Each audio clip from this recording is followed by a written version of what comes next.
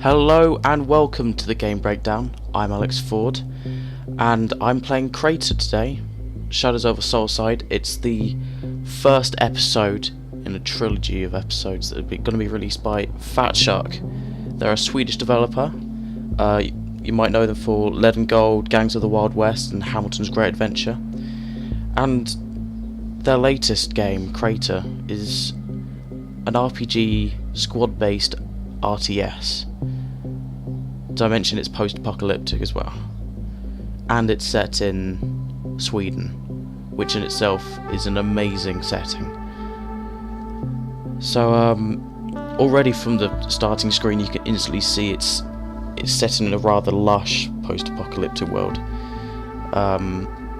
If I enter the game, in the background back here you might be able to see that there's a big crater. This is supposedly where this missile or nuclear bomb, which maybe didn't have such an impact on the surrounding wildlife, but in post-apocalyptic world there's this crater that's been left behind, and the whole game is based around this crater. Supposedly underneath the crater there's a military base, and well, there's things hidden inside that you've got to go and find. So if I continue my game, I've played about 2 hours, so this are very much first impressions at the very moment. So already it's a very lush, colourful experience.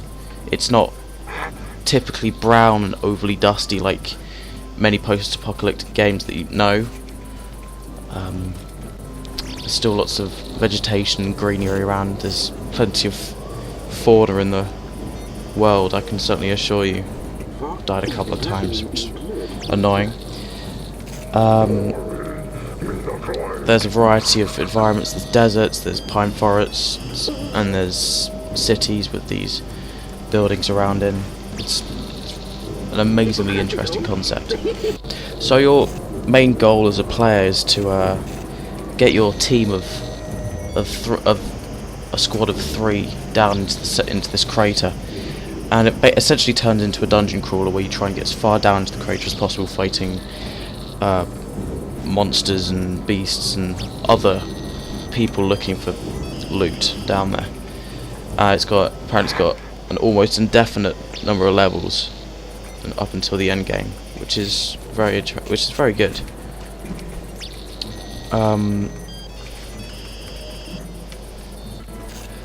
So if I exit to the world map, I can show you just how little I've explored in about 2-3 hours. I've just explored, if you look at the mini map to the top right, you'll see I've explored maybe about 1/8 of all there is. Plus I don't know if you can explore any of these yet, so I don't know. But of course, if I can't, these will all be the world will be expanded in the further episodic content, DLC, which will be released, as well as more quests and different patches as well. So yeah, you can explore by going to the variety of these different locations. If you stick to the paths, you're less likely to have random encounters, but if I had to go into the wilderness, then there's an increased chance that you'll have these random encounters, so you'll just come across creatures in the wild. Oh, there we go.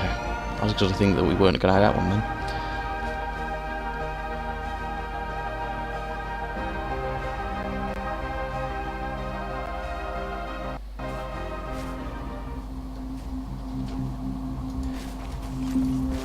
So, I'll show you a bit of combat here. Each character in the squad of 3 has 2 abilities,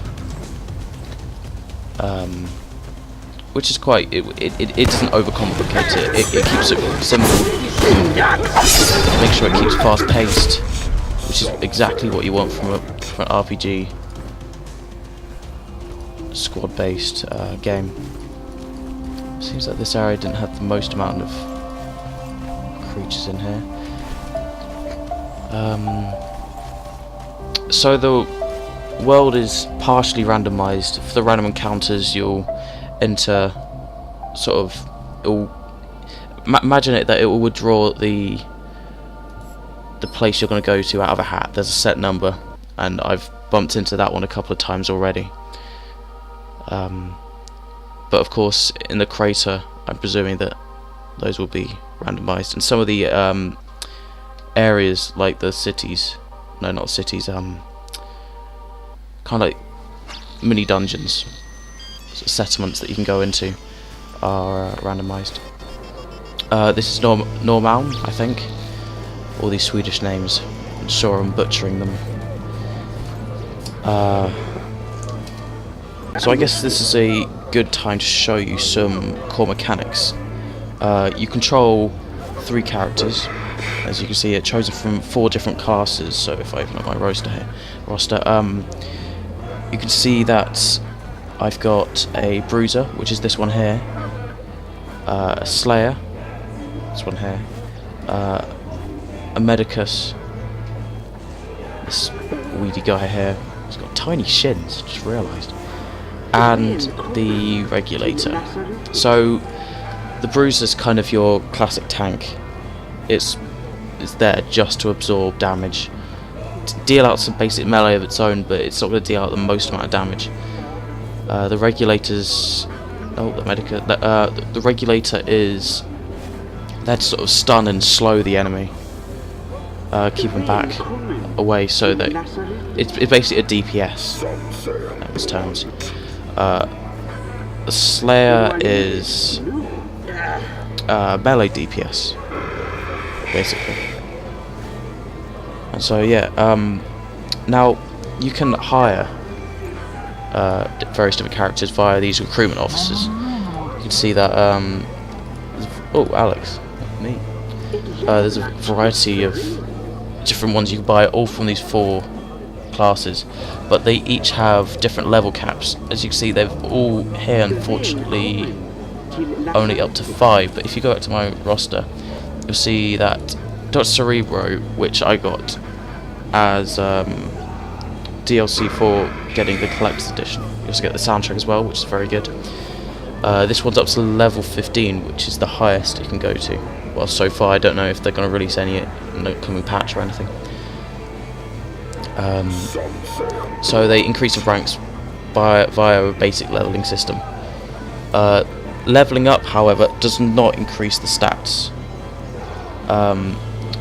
Instead, what it does is it opens up slots for different boosters and different implants, which you can use to improve your abilities, improve the health, strength, and stats of your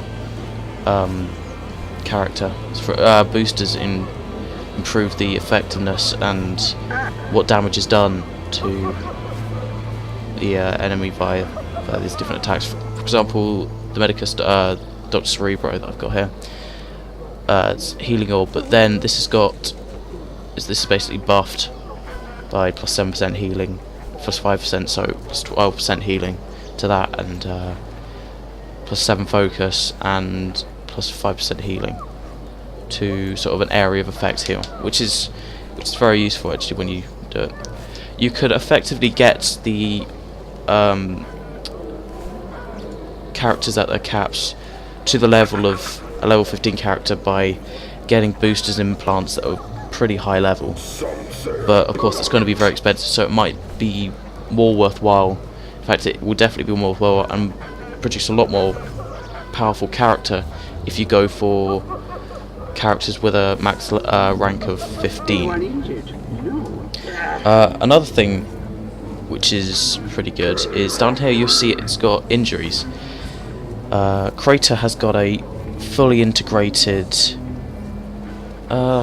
injury permadeath system, I think I'd call it that.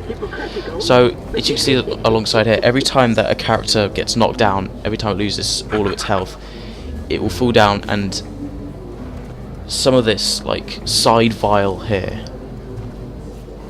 side vial injury meter, call it that, is filled up. So on the 4th knockdown in casual difficulty, which will fill that, it will get a random injury which will affect the character's stats negatively. Some injuries can be cured by a doctor. Unfortunately there's none around here in Normhalm. But yeah, the injury meter is reset once an injury is suffered.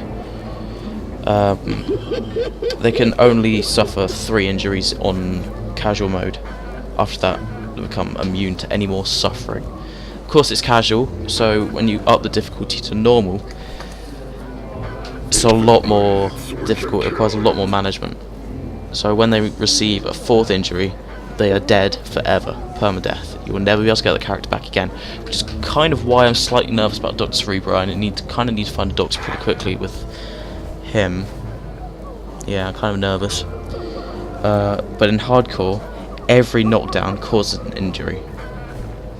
Every knockdown. So 4 knockdowns and that character's out. That's why it's called hardcore mode, I guess. So what else is there? I've explained leveling up. Crafting.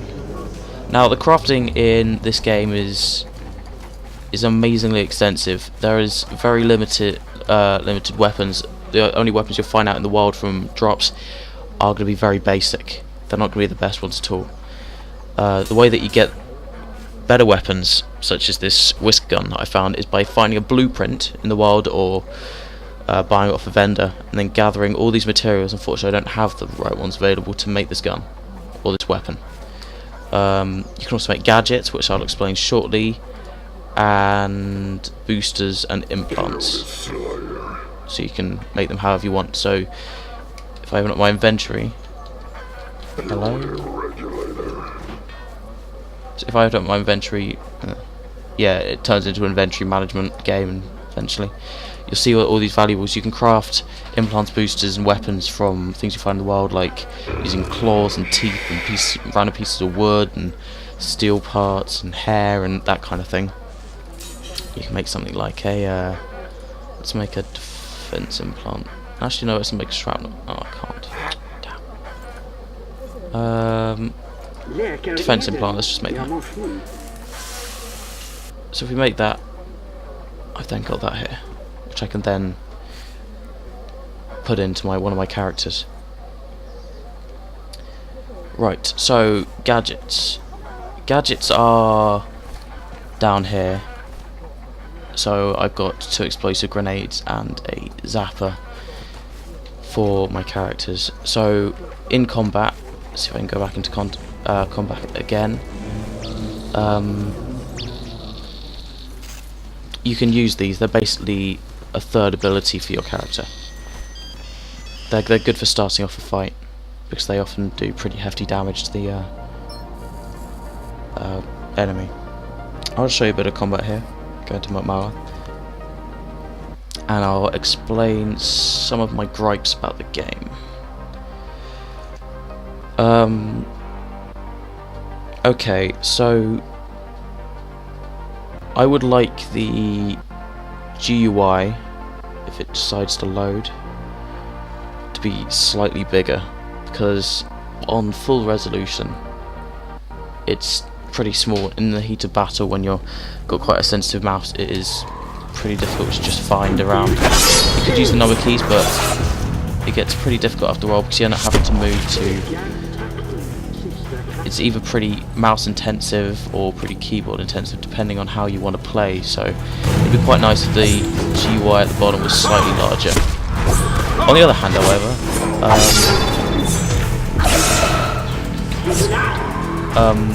people might want the GUI quite small because it's a very good looking game, so they might not want a massive GUI looking, just covering up the whole screen. Well, neither do I, to be honest. I just want it covering up maybe the bottom quarter. Another thing which you might have noticed is that there is no audio setting at the moment. There's only video settings and key bindings. That is pretty annoying, and I apologise for the state of the audio at the moment. This is going to be fixed in a further patch pretty soon, but I'll stop speaking while I'm attacking. But it's pretty uncomfortable to the ear. You just have to turn down the physical speaker volume, especially when you want to listen to your own music. You can't really. To be fair though, the soundtrack is pretty good actually. it definitely sets the scene for quite a quirky setting. I mean, a post-apocalyptic Sweden isn't really a normal, everyday, run-of-the-mill RPG setting. So, you know, there are two ends to that. Another thing I've got is that there are some resolution issues. Like if I were to Alt-Tab, some of the buttons seem to get shifted around. I won't show you because you won't actually be able to see it. It's literally, I have to click slightly left of what I want to click on. It's just small issues, small bug fixes like this. There's also a fourth wall bug, so I need to, where it makes me have to rediscover areas which I've already done. And other than that, I think that's about it. I will do some more updates when patches and future DLC does come out. So, with any luck, they would have fixed the auto settings by then. But anyway, sorry for the sore throat. My voice is really hurting at the moment. And in case you haven't noticed, actually, the previous video was also a video much like this. I've got a couple of changes coming up to the channel where I'm going to be doing much more informative videos. Much fewer let's plays and stuff. Doesn't mean they're going to completely stop. We'll maybe only have one series on at a time, as opposed to our regular 4 or 5. But you know, it will change. We've also got a couple of things lined up after the next couple of weeks. We've got a couple of things in our lives that we need to sort out first. But after that, we'll be back in business, back on a regular schedule. We'll have regular videos actually going up, as opposed to this rather disjointed schedule that I've got at the moment. Wow, that was loud. Anyway, I will update you on the progress of this game in the future. But anyway, for now, I'll see you next time. Goodbye.